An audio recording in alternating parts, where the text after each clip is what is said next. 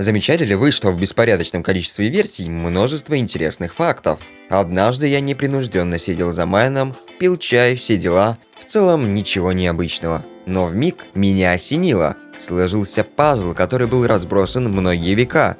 Но вот он закончен. А все дело в версиях кубической игры. Версии 1.9, 1.13, 1.21 – все это бред, забудьте о них. Есть что-то более важное. Версии, о которых мы поговорим, держат моды и сборки на своих плечах многие годы. Их любят игроки и очень часто к ним возвращаются, даже если они очень старые. Сегодня пойдет речь о многолетнем выборе игроков и о том, как моды сменяются одним за другим, заменяя тренды и атмосферу игры. Моды – неотъемлемая часть множества игр. Модификации дополняют их, даже если это обычный рескин персонажей. Но откуда моды берутся? Странный вопрос, ведь ответ очевиден – их создают игроки. На самом деле этот вопрос о мотивации кодеров к их созданию. Модификации появляются от того, что игроки желают разными способами улучшить игру. Визуально переделать или вовсе получить абсолютно новый игровой опыт в игре, которую так сильно любят. Сложно не согласиться, что Майнкрафт – это игра, в которой моды являются ключевым пунктом в ее популярности. Такую огромную свободу к действиям предоставляет только эта игра.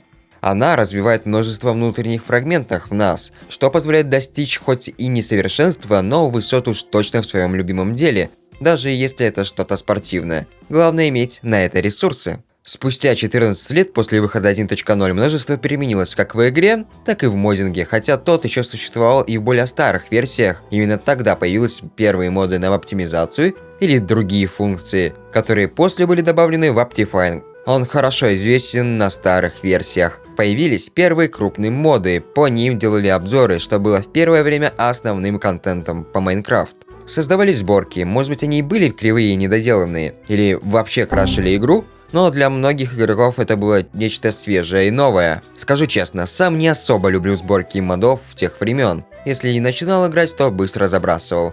Да и не всегда позволял мой компьютер на то время. Тот еще кирпич был. А вот смотреть летсплеи со сборками весьма интересно. Такой уж я. Назвать данный промежуток времени можно легко и просто. Время масштабных модов. Модификации были на каждый вкус и цвет. Хочешь огромный карьер? Получай. Ну или играйся с магией в ботании и прокачай деревни в моде Майнколонис. Мне всегда нравилась идея развить свое поселение. Но со временем тренд на крупные моды сошел на нет. Сейчас в Майнкрафт торжествуют и процветают клиентские моды. Раньше игроки не так сильно запаривались над визуалом игры. Никому не нужны были эффекты при падении в воду, атмосферные частицы и так далее. Этот тренд появился за последние несколько лет. Он стал таким большим, что повлиял даже на Bedrock, где вышел Action and Stuff. Игра сильно изменилась, и с ней тенденции на модификации. Одно слово – время. Но что будет спустя еще несколько лет? Об этом поговорим чуть позже. А перед этим поделюсь своим наблюдением. На протяжении жизни всей игры всегда были версии, которые сильно приживались и обретали свое комьюнити.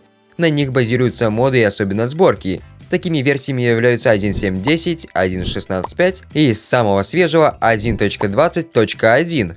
Самое интересное то, с какой периодичностью появляются такие версии. А это число имеет почти всегда равное количество. В среднем каждые 4 года образуется такая версия, где собираются сообщества. От чего конкретно это зависит, без понятия. Но предполагаю, что происходит это из-за того, что данные версии либо сильно изменяют Майнкрафт, либо закрывают главу версий.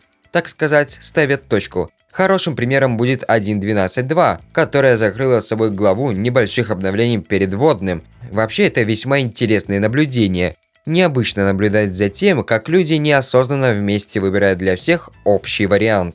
К слову говоря о современных модах, давайте взглянем на их представителей. И нет, я не говорю про что-то популярное, а про малоизвестные моды, которые только-только вышли, но уверен обретут свою популярность в скором времени. Недавно я заметил то, что начинают делать альтернативы уже существующим, и самого свежего это переделка таба. Раньше был мод слегка улучшающий таб, но теперь благодаря этому моду он выглядит в разы лучше. Также от того же создателя вышел мод на лучшую панель F3. По сравнению с его предшественником, данный мод выглядит намного лучше, без лишней информации. Однако есть крупный вопрос с Modern F3. Как вы все помните, в новых снапшотах была обновлена панель F3 разработчиками, что дало ему глубокую настраиваемость и почистили его вид. а значит и сильно код изменили, что составляет трудность обновить этот мод на 1.21.9. Так что узнаем, будет ли этот мод дальше обновляться на новые версии только через несколько месяцев. А если все же обновится, то сборка моего сервера точно наполнится двумя этими модами. Узнать больше про мой сервер Quant вы сможете в телеграм-канале по ссылке в описании. Там есть что посмотреть. Часто ли вы увидите моды на новых версиях? Как будто кроме Create ничего особо нет. Где те самые моды масштаба вселенной, которые надо изучать часами? Под ним даже вики есть, чтобы разбираться в механиках, которые не всегда легки для понимания. Удивительно, но их достаточно много. Старые обновляются, новые создаются, этот процесс происходит вне наших глаз. Больше не обсуждаются так активно магические моды, как ботания, хотя она до сих пор активно обновляется на версию 1.20.1 и даже вышла на фабрик. Forge больше не обязателен для стильных сборок на новых версиях. Однако не спорю, на Forge так и осталось множество модов. Например, Ice and Fires, который также обновляется на 1.21, но не обретя поддержку фабрик. Зато есть NeoForge. Так или иначе, сейчас хайпят клиентские моды, которые расширяют визуал игры или ее удобство. А если идет новость про геймплейные моды, то это должно быть что-то весьма крупное. Например, сборка Roosters Guild Adventures, который часто сравнивают с Diablo. Сам не играл, так что оценить по достоинству нет возможности. Но мнение только одно. Круто, что выходят необычные сборки в разных жанрах со своими особенностями, а не самые стандартные повторки друг друга. Смотря на историю модов, ты видишь момент, когда клиентские модификации стали популярнее, чем раньше. Но с чем это связано? Давайте разберемся. В позабытые времена контент поступал в маленьких дозах, никто не говорил о больших переработках мира или вовсе изменения почти всего измерения, а потому игроки сами награждали себя разными обновлениями. Например, легендарный мод Итер.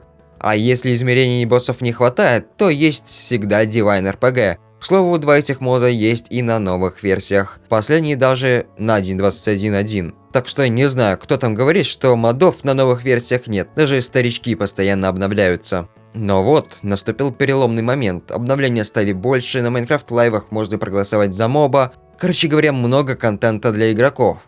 Причем качество выросло, и игрок это ощущает, как никто другой. Должно быть, это то самое, что повлияло на мододелов, которым понравилось такое движение игры, и они даже начали ее улучшать. Так появился Sodium, Lithium и много других модов, превосходящих Optifine, так или иначе. Хотя вряд ли бы все это появилось, если бы не вышло новое ядро, Fabric, которое позволило смотреть на вещи под другим углом. Теперь почти каждый мододел не скрывает код мода, а делает его всеобщедоступным, и даже если создатель мода перестанет его обновлять, любой желающий может продолжить его ремесло, и ни у кого от этого не убудет. Помимо обретения популярности у модификаций, добавляющих оптимизацию или красоты, начали развиваться и крупные моды, которые начали выглядеть лучше и добавлять оригинальные механики, которых нет в других, чего только стоит Create. Пиком этого был промежуток 1.16 и 1.17, из-за которых сообщество множество времени исследовало новые места. Эксперименты с новыми механиками занимают много времени, вот и не нужны были большие сборки. Только недавно все они начали перебираться на актуальные версии. К слову об этом. А что нас ждет в будущем? Уже сейчас мы видим спад по контенту, а крупных модов становится больше. Скорее даже происходит помесь между крупными и клиентскими модами. Об этом кричит и выход NeoForge, который является наследником легендарного Forge. Но первый более открыт для своих пользователей. Нет. Размышлять об этом можно бесконечно, но мне кажется, что изменения в Bedrock и выход крупных аддонов на нем также повлияют на Java, которые уже сейчас равняются на аддон с красивыми анимациями и бешеными шагами начинают обновлять свои ресурс-паки или добавлять новые. Я совсем не ожидал переработку анимаций мобов от Fresh Animations, которые не только их обновили, но и добавили такой спуск, как в Action and Stuff. Курица мне тут нравится больше всего, а теперь ее ходьба говорит о том, что это именно курица, а не утка. Там настолько большой список изменений, что в этом видео и не расскажешь. Может быть, как-нибудь про это сделать видео? Предполагаю, что где-то через пару лет снова выйдет на первый план крупные моды, если не произойдет обнова Энда, ну или другое крупное обновление, которое даст волю экспериментам. Великолепная история у этой стезии, однако нельзя остановить изменения, а значит и двигаться надо дальше. Было пройдено много перемен, а мы все играем в Майнкрафт. Модификации тоже претерпели большие изменения, поэтому это видео и было сделано. Пока не забыл, напомню, что ссылка в телеграм-канал моего сервера в описании. А пока ставьте лайки и подписывайтесь на канал. Также посмотрите старые видео, они тоже интересные.